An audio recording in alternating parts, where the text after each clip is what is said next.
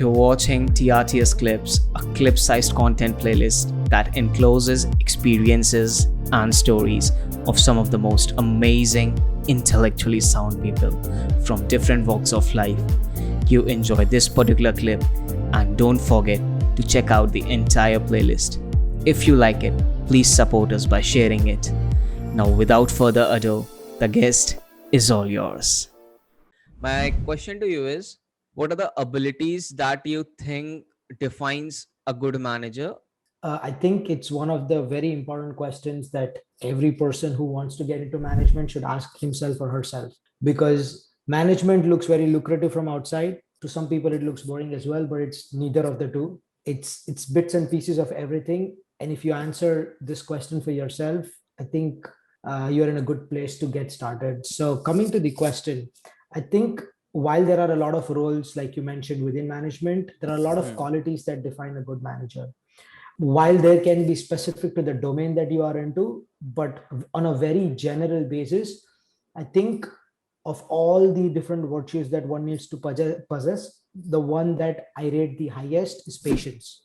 And that's something that I've learned the hard way. I've learned it while I was not managing, and also while I manage within the technology domain. But I think this is something that holds true across domains, across fields. I remember reading somewhere where a wise man said, patience is a virtue that only the greats possess. Fortunately or unfortunately, when you are in a corporate setting, patience is something that is imperative. It's a virtue that you need to have. In technology specifically, if I talk about it, I've always maintained in software development that slow is smooth and smooth is fast. So patience will always help you move faster. Patience is definitely everything. So that's one very important quality I feel that is required in a manager. And that's something that I have seen is not really talked about. People talk a lot about management. People talk about building morale, improving satisfaction of employees, coordinating the employee needs with the organizational needs, delegating responsibilities.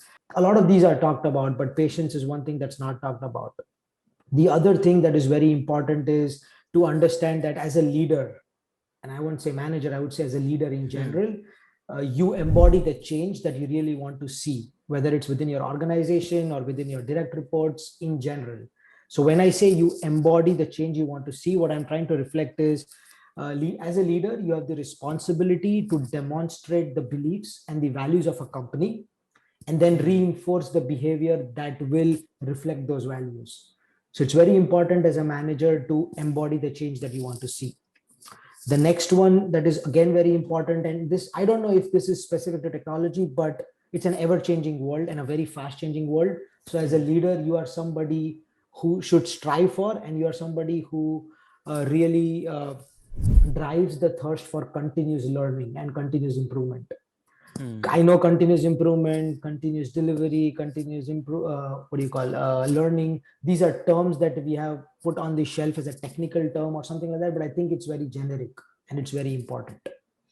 And one last thing that I would like to maintain is that's for personally as a leader, if you want to succeed, this might not affect the people that are reporting to you, but it will indirectly affect your performance and hence the organization performance. It is discipline.